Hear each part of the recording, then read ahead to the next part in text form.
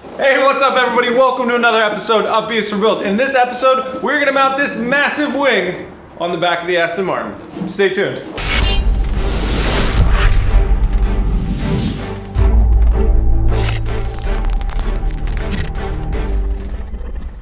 Before I get down to the chaos of mounting this thing onto the car, I want to thank the company that provided it for us. This wing was provided by Battle Aero. They make all sorts of wings, large, small, from trunk mounts to chassis mounts, swan neck stands to standard stands, all sorts of great stuff. I'll put a link in the description, or you can just type it in the URL, battleaero.com. Go check it out. Huge thanks to them.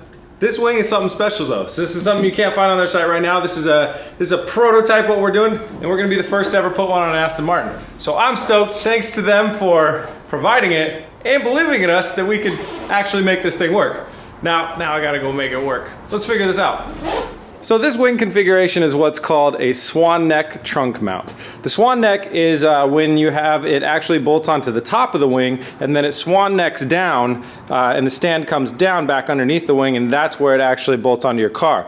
A lot of times they're chassis mount and they go all the way down to the bottom of your car and bolt onto the chassis. I really wanted to go trunk mount on this one, so they're gonna come down and we're gonna fabricate our own trunk mounts. So Battle Aero has provided us with a lot of stuff. They obviously gave us the wing deck, they've given us these brackets that mount into our stands, and they hooked us up with their stands as well. So they've given us quite a head start on this. So what we're gonna go ahead and do now is, this is fiberglass. They also make them in carbon fiber, and there is a piece of metal underneath here built into the fiberglass that runs the whole length through here.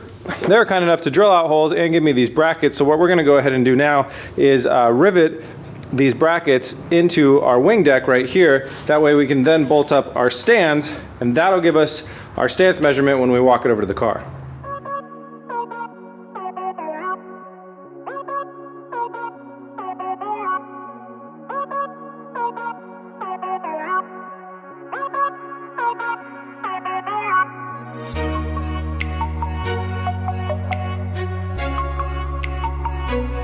Well, I can promise you one of two things. Either they have a machine riveter over there at Battle Aero, or we found out where this guy's day job is. Because those were extremely hard to get on there. And I broke a lot of the rivet tails off actually, but I just went ahead and cut them off with the cutting wheel, and we're moving right along. So the next thing we're gonna go ahead and do is bolt up the stands to this and then walk it over to the car and start test fitting it and see which way it looks good.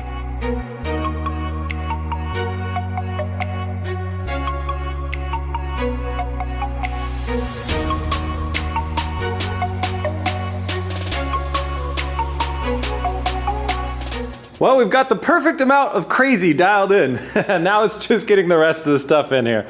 So here's what we're gonna go ahead and do. If you guys wanted to see like the width of it, I think it's pretty much centered right now. It lines right up with the edge of the body lines as far as the outer side of the fender. And what I want to do though is I want to make sure that the height of it isn't taller than the car. So that's why I've lined up this crazy doohickey here. This is just so I can level measure from the top of the car down. And when you look at our bubble level here, we're not quite dialed in. We're not that far off though. So that's as easy as a modification of the stands here. From here on out, it's up to us to build the rest of this to attach it to the car.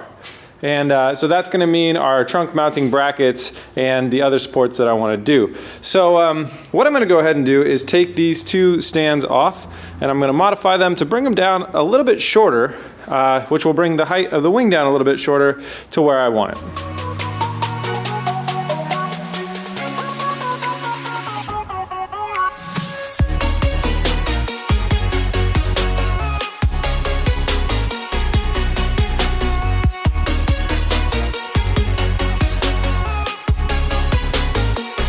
After making those modifications, new wing placement looks a lot better to me. We've flipped the script on the issue. Now the roof is much, like not much, it's 1.5 inches higher than the highest point of the wing. But we got the wing nice and level too with the roof line, which I really do like.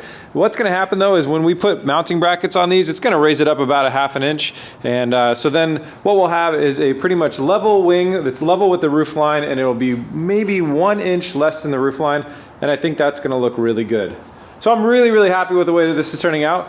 The next thing is the really hard part. We gotta figure out how to make these trunk mounting brackets.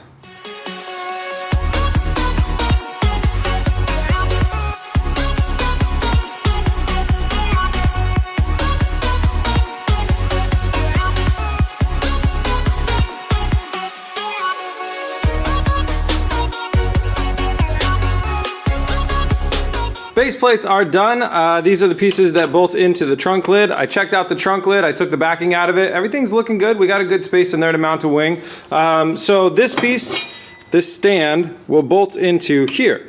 And to make that happen, we're going to need to go ahead and create two pieces. I'm going to do one piece on each side of the stand of metal that's going to kind of come up and back down, and it's going to be welded into here at a 90-degree angle to perfectly sandwich the sides of the stand. I don't want to mess up my welds. I want these to be pretty welds this time.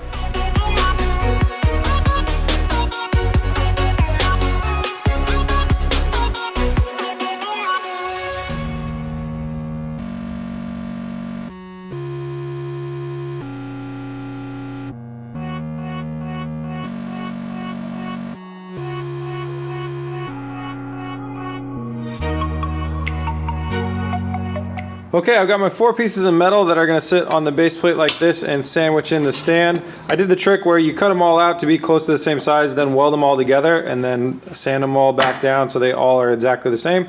So that's pretty awesome. That worked really well. Next step, I got to do a lot of measuring, make sure I can nail 2 of these directly in the center of this, and then I'm going to go ahead and weld them onto the base plate.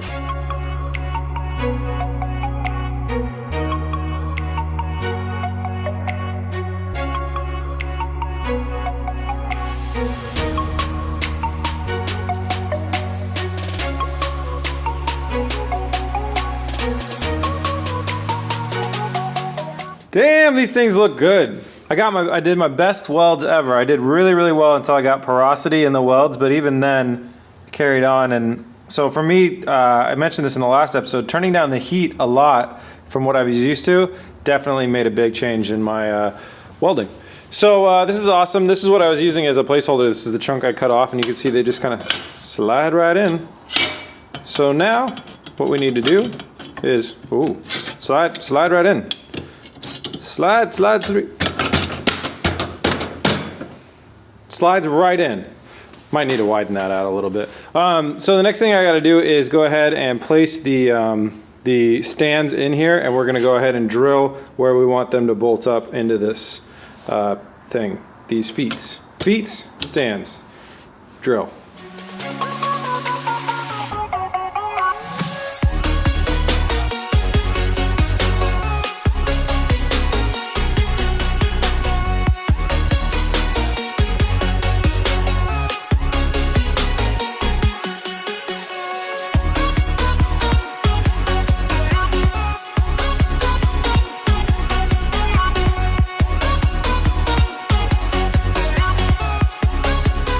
Alright guys, it's a new day and it's the moment of truth. It's time to drill through this trunk lid. Now if anybody's getting pissed about this, let me just put this in perspective.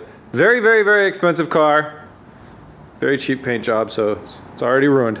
But trunk lids, replacement ones of these, they're like 450 bucks, guys. It's not the end of the world that I'm drilling into this car. This is a fiberglass trunk lid, and this should be good. Underneath here, it's like they engineered to have stuff drilled into here, because right through here, there's a inch thick of fiberglass support inside the skeleton of this that's for some reason really bulky all the way through here. Maybe Aston Martin built some of these with spoilers on them and put that in there for that reason. I don't know, but I'm taking advantage of it, and it's just good luck that we got the stance right that made it happen. So the other thing that I did off camera a little bit was the little feet on there, the feetsies. I worried a lot about getting them to curve the right way this way, like with the trunk lip like that. What I forgot to worry about is just the slight bevel on the trunk lid. So I bent them down a little bit, and that makes them like lay flat. So I've measured 200 to 400 times, and it's all square. It's time to go ahead and drill holes in my trunk lid.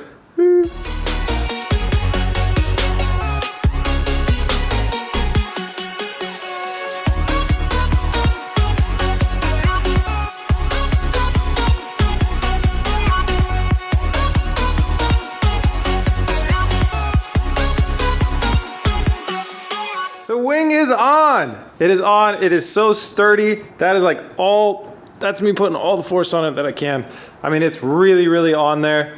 So I'm super happy with the fitment. Yeah, if I could show you, and I will show you in a second, the underside of the trunk, there's so much meat that it's grabbing into with this fiberglass here that I feel really, really confident about how it's on the car. And it looks fantastic. We got the angle that I wanted.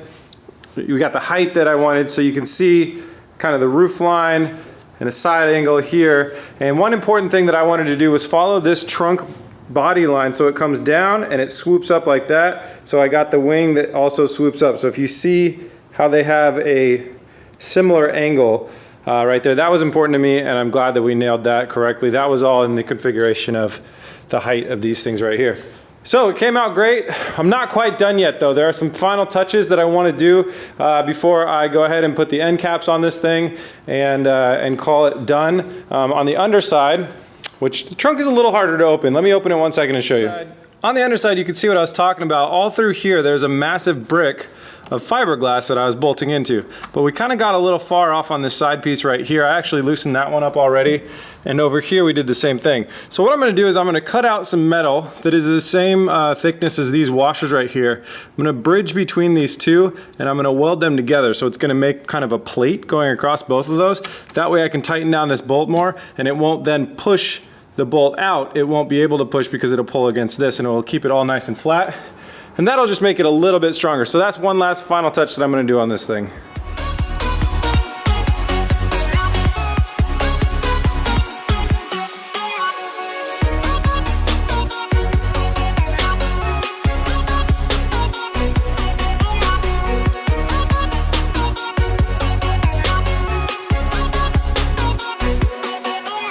All right, there we have it, our little bridged washers. They're not super pretty, but no one will ever see them. For the trip down to California, what I'm going to do is I'm going to leave this bare. I'm going to vacuum this out. Looks like somebody had a cocaine party in the trunk. This piece that you're looking at right here, this is the back padding for this area right here. I'm going to leave this undone for the trip down to California so I can watch this stuff, look for cracks, look for anything that worries me, or if anything starts to loosen up, although we are using locking nuts, so that shouldn't happen. But then once I get home and everything's safe and sound, I'll go ahead and trim off the tail of these bolts, and there will be room for that to go back in. I almost forgot, but 4 bolts later, we got the end plates on the wing, and that is that. It's on the car! Success!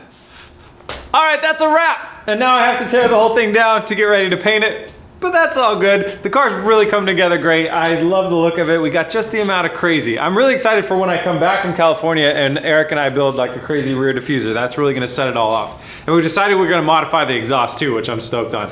Can't wait to get back from California. But first, we gotta get there. Luckily, I hear it's not as on fire now. Anywho, moving on to the end. Thank you guys so much for watching. If you like BS for Build, you like what we do, and you want to help out and support, head over to bsforbuild.com, scroll down to the shop, grab yourself a brand new beanie, or we got some long sleeve t-shirts and some sweatshirts in the shop now. Those are all brand new products. And thank you guys all so much that have helped out and supported recently. It's been a really amazing support, and it's got me just super happy to not have to stress out about funding the next build, which is quickly getting supplied up for the one after this one. I'm super stoked on it. You guys are gonna love it. What else? Oh, if you want to find us in more places, head over to BS for Build on Facebook, Instagram, Snapchat, Twitch. We're on there often. And that's it, guys. Please remember to like and subscribe. Peace!